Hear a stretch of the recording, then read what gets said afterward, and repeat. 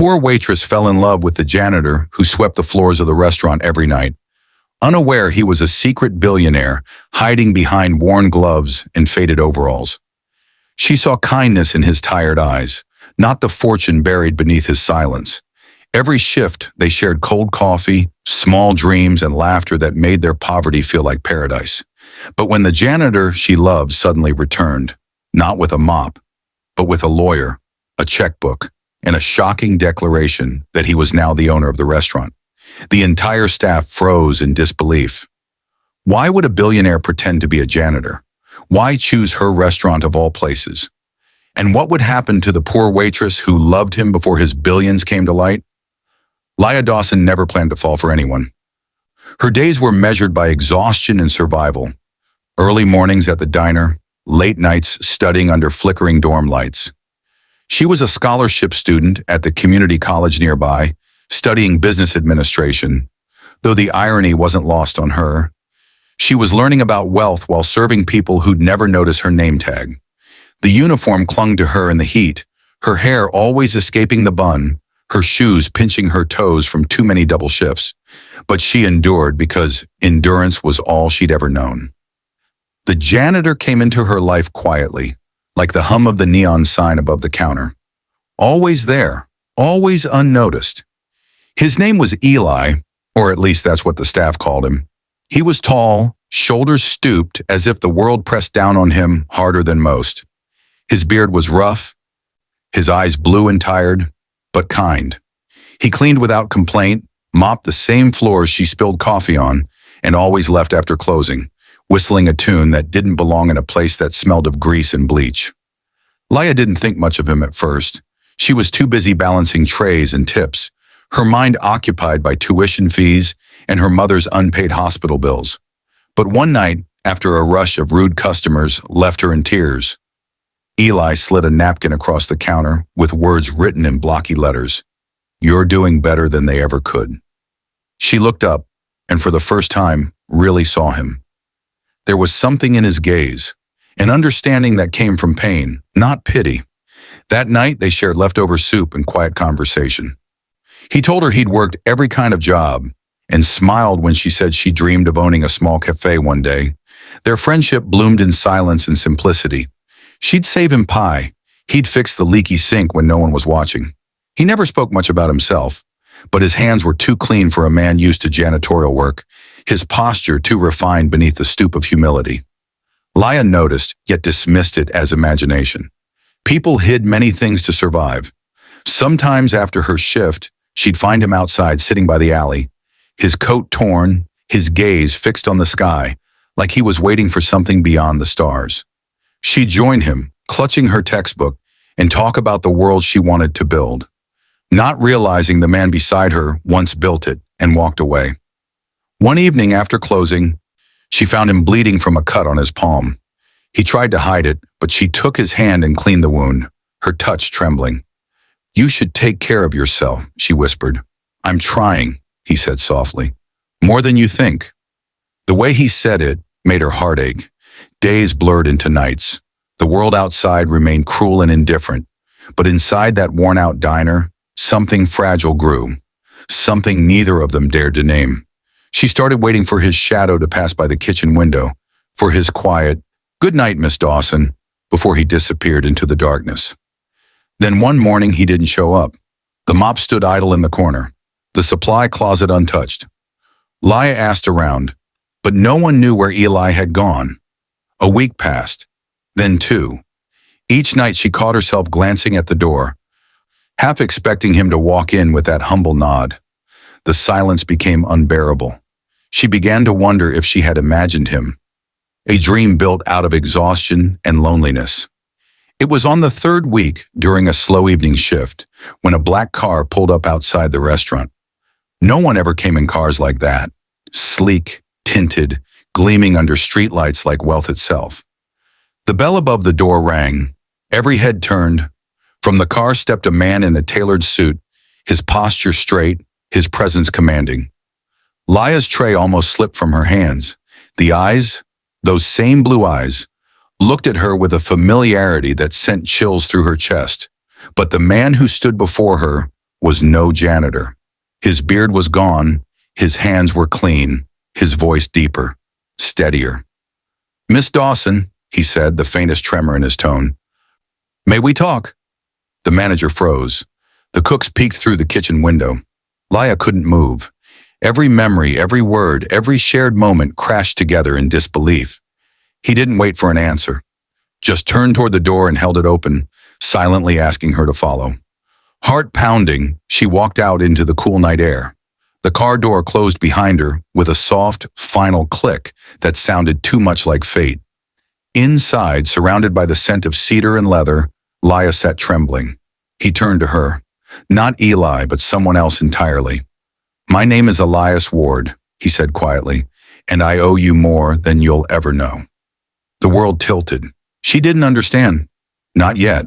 But something in his voice told her that everything she thought she knew, about him, about love, about poverty and kindness, was about to change forever.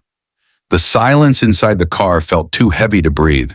City lights blurred through the tinted glass like smeared gold.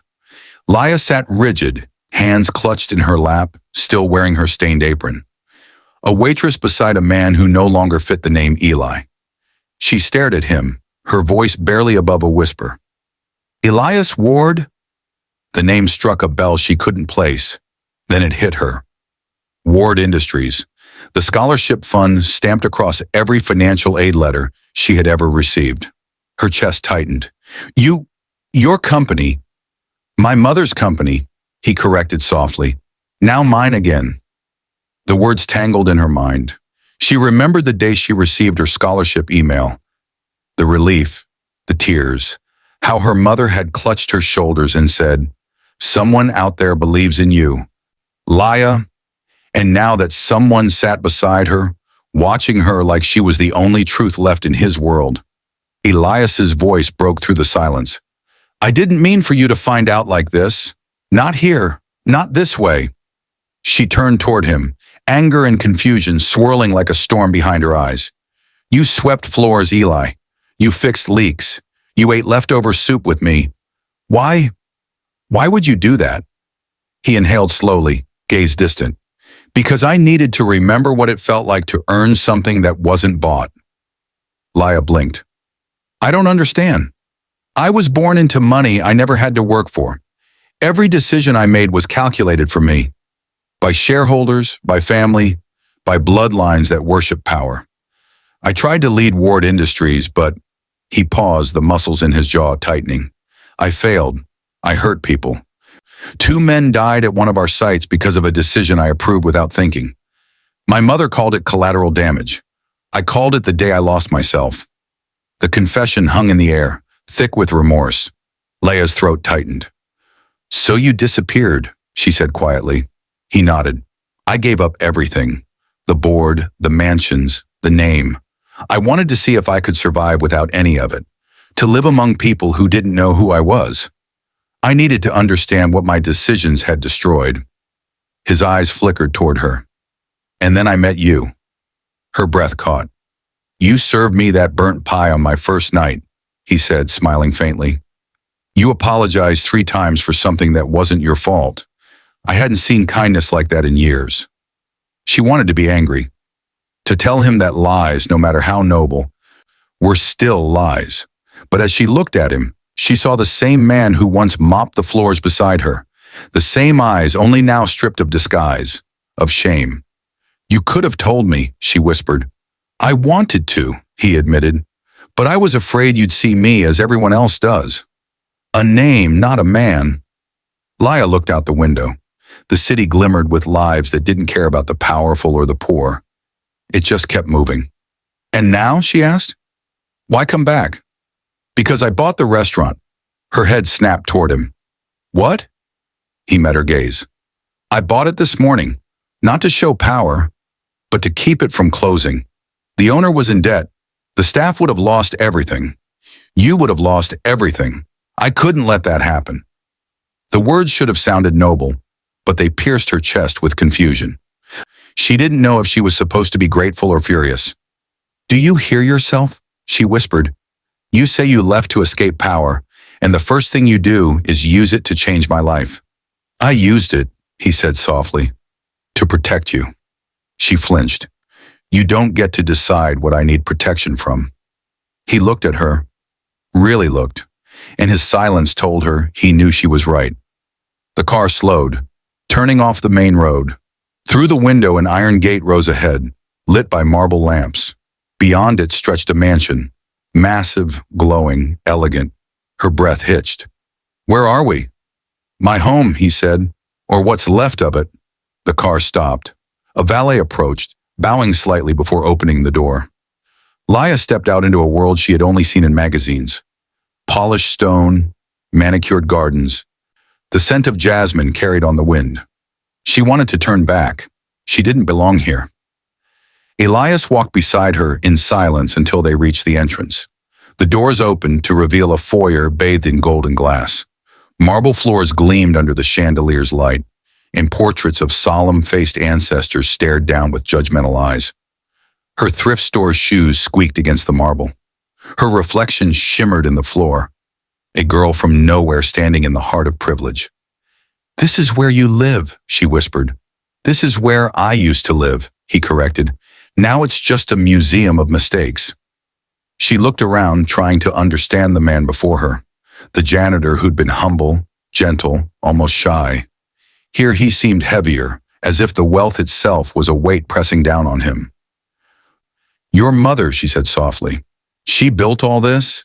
He nodded. And she broke me doing it. Something flickered in his expression. Pain, regret, maybe both. She taught me to win at all costs, to use people as pawns. When I lost control of the company, she told me failure wasn't an option, but I couldn't look in the mirror anymore. That's when I left. I wanted to see if I could find myself again without her rules. And you found me, Laya said quietly. He smiled, a small, fragile smile. Yes, you reminded me what it feels like to be human. Her eyes softened, but fear crept beneath her chest. Elias, I don't belong here. He stepped closer, his voice low. You belong where truth lives. That's here, if you want it to be. But as his words lingered, the sound of heels clicking echoed from the grand staircase. A woman descended, tall, elegant, sharp-eyed, the kind of beauty that could slice glass. Ah, she said, her voice cold silk. So this is the waitress. Elias's jaw tightened. Ava, don't. The woman's smirk deepened. Oh, I wouldn't dream of it, dear brother. But I do wonder. Her eyes flicked toward Laya, burning with quiet contempt. How long will your charity experiments last this time? Laya froze. Elias's hand curled into a fist. Enough. Ava turned away, her perfume trailing venom. Mother will love this. And just like that, Laya understood. Whatever this place was, it wasn't a home. It was a battleground. The mansion felt colder the longer she stayed.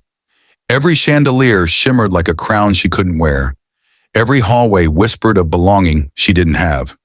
Laya walked behind Elias, her footsteps faint on marble. Her heart caught between awe and dread. Servants moved silently around them, eyes lowered, trained to pretend not to see. But Laya felt their glances, quick, assessing, measuring her by the plain dress beneath her borrowed jacket. She was the outsider, the fracture in their perfect symmetry. Elias led her through corridors lined with portraits of men in tailored suits, all bearing that same ward expression: pride, distance, authority. At the end of the hall, beneath a chandelier dripping with crystal, hung a single portrait of a woman. Her beauty was undeniable, but so was the chill in her painted smile. Laya stopped. That's your mother. Elias's silence was answer enough. She looks powerful, Laya said carefully. She was. His tone hardened, the warmth fading. Still is, even when she's not in the room. He stared at the portrait as though it could hear him. She built everything the wards have, every deal, every empire, and she built us to match. Laya glanced at him. And you broke the mold. He almost smiled, but it didn't reach his eyes. Or maybe I just cracked under it. They walked into the sitting room, sunlight streaming through tall windows, dust motes dancing like ghosts. The air smelled faintly of polished wood and something floral, expensive. On a table sat a photo frame turned face down. Laya, curious, reached for it, but Elias stopped her hand gently. "Don't," he murmured. "Some ghosts are better left where they fell." She hesitated, studying him. This man who had once scrubbed the floors beside her, now surrounded by luxury that seemed to choke him. "Elias, why bring me here? Why now?" He took a breath, his voice low. "Because the truth has a way of catching up. I wanted you to hear it from me before the world twisted it."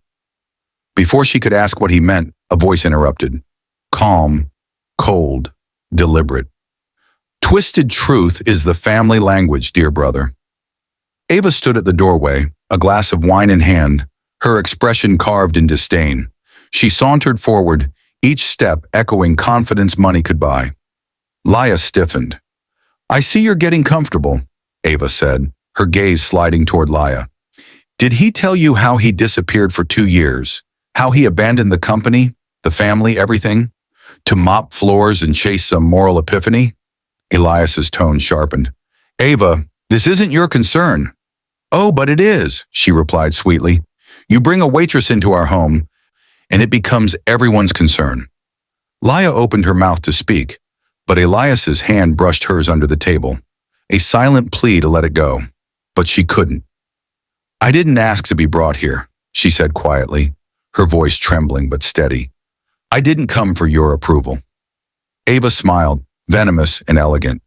"Then you'll survive longer than most." She took a slow sip of wine, her eyes glittering. "But you should know, Miss Dawson, people like us don't marry people like you. We employ them, or we ruin them." The words hit harder than Laya wanted to admit. Elias stood abruptly, his voice sharp. "Enough, Ava. You're proving exactly why I left." Ava rose too, calm and unflinching. "You left because you couldn't bear to see what you'd become. One of us." She turned to Laya, her tone softening into something almost pitying. "Be careful, dear. Love looks noble when it's poor, but it rots fast in marble." Then she was gone, the echo of her heels fading like a curse. Laya sat in silence, heart pounding. "She hates me. She hates everything she can't control," Elias said. He sank back into the chair, rubbing his temple. "She thinks love is a liability." Laya stared at the window. Outside, the gardens stretched endlessly, perfectly symmetrical, lifeless in their perfection. "Maybe she's right," she whispered. He looked up sharply. "Don't say that." "I'm not like you, Elias," she said. "I can't breathe here. Everything feels like it's waiting for me to make a mistake." He rose and knelt before her, his hands trembling slightly as he took hers. "You made me feel human again, Laya. Don't let this place take that from us." His words were raw, pleading. But even as he spoke, she could feel the shift, the invisible walls rising between their worlds. His wealth wasn't a door anymore. It was a distance. That night, she stayed in one of the guest rooms, a palace of silk and silence. The bed was too soft, the air too still. She missed the hum of the diner, the clang of dishes, the scent of burnt coffee. Here, everything was perfect, and perfection was suffocating. Laya slipped onto the balcony, the moon casting silver over the gardens. Below, she saw Elias walking alone through the paths, his shoulders bowed under invisible weight. He stopped by the fountain and stared at his reflection for a long time before burying his face in his hands. She watched him, heart aching. He wasn't the janitor who once shared soup and dreams. He was a man haunted by privilege, chained by guilt. The wind rustled through the leaves, whispering something she didn't want to admit. That love built on two different worlds rarely survives both. She turned back into the room, whispering to herself, "What if Ava's right? What if love isn't enough when money decides the rules?" Down below, Elias looked up toward her balcony, and though she couldn't see his face clearly, she knew he was thinking the same thing. The mansion came alive that night. Strings of light draped across marble pillars, laughter floated through golden halls, and a soft hum of violins drifted from the grand ballroom. It was the Ward Foundation's annual gala, Ava's masterpiece, Elias's obligation. Laya stood at the edge of the crowd, draped in a gown that shimmered like midnight. Borrowed from Ava's designer, chosen by a housekeeper who pitied her uncertainty. The dress fit her body, but not her soul. Around her, crystal glasses clinked, chandeliers glittered, and wealth breathed through every word spoken. She felt like an imposter in someone else's life. Elias stood near the center of the room, surrounded by investors and old family acquaintances, his face a mask of composure.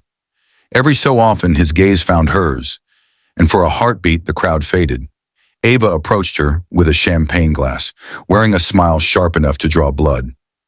"I must admit, you clean up well, Miss Dawson." Laya managed a polite nod. "You too." Ava's smirk deepened. "Enjoy it while it lasts. Elias's world burns bright, but burns fast. You'll learn that soon enough." "I'm not here for his world," Laya replied softly. "I'm here for him." Ava tilted her glass. "That's exactly what every woman says before his world swallows her whole."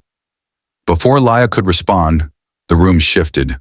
Conversation softening as Elias stepped onto the small stage near the fountain of champagne.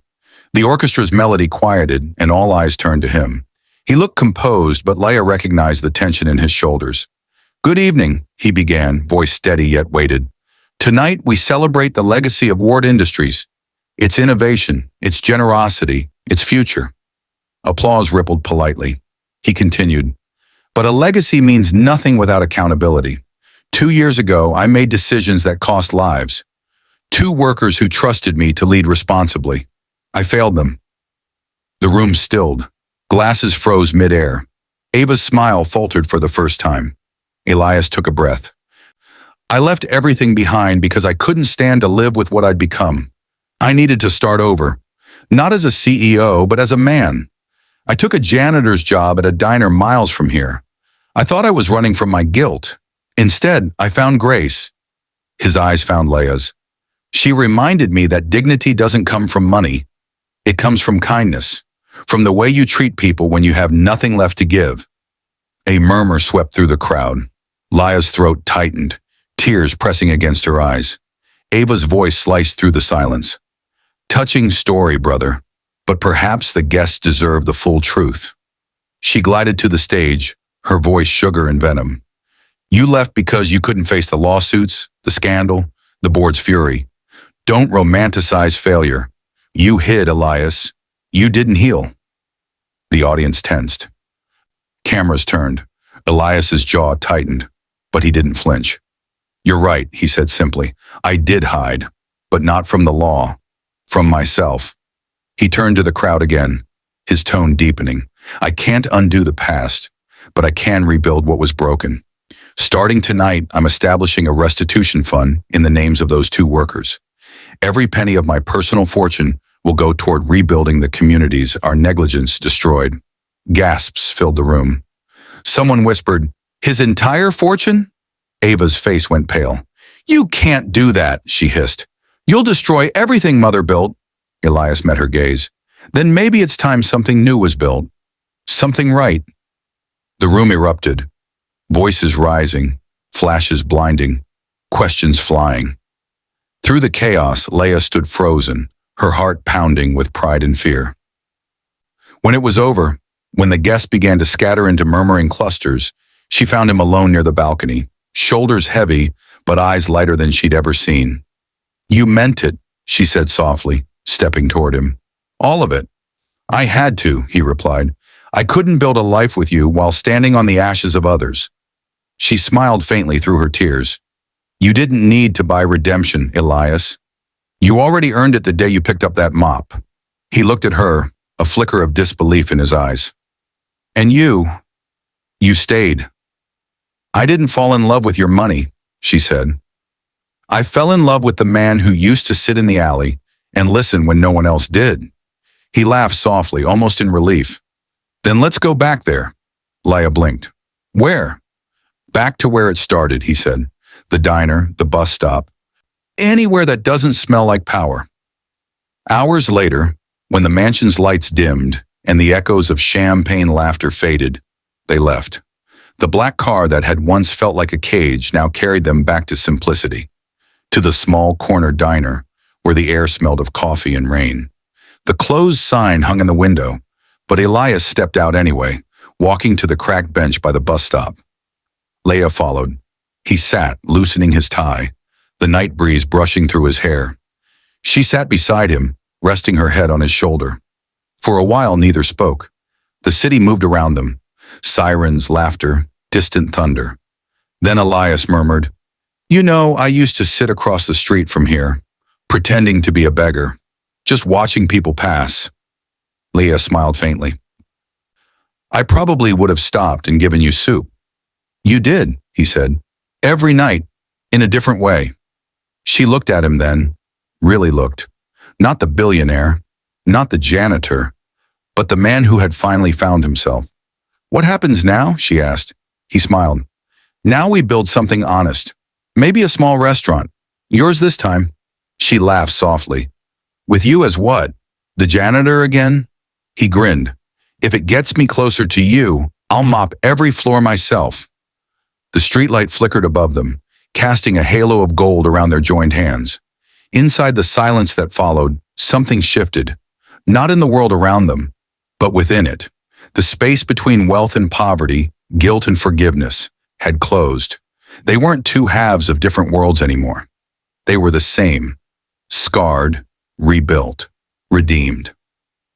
As dawn crept over the city, light spilling across the cracked pavement, Laya whispered, "You know what I love most about this place?" He turned to her. "What?" "It doesn't care who we are. It just lets us start again." He squeezed her hand, and together they watched the first sunlight wash the world clean. Behind them, far away in the mansion on the hill, Ava Ward stood at her window, glass in hand, watching the horizon. For the first time, her reflection looked uncertain, envy and longing warring quietly in her eyes. And outside, on the streets where love first began, two souls who met in poverty found something rarer than wealth: peace.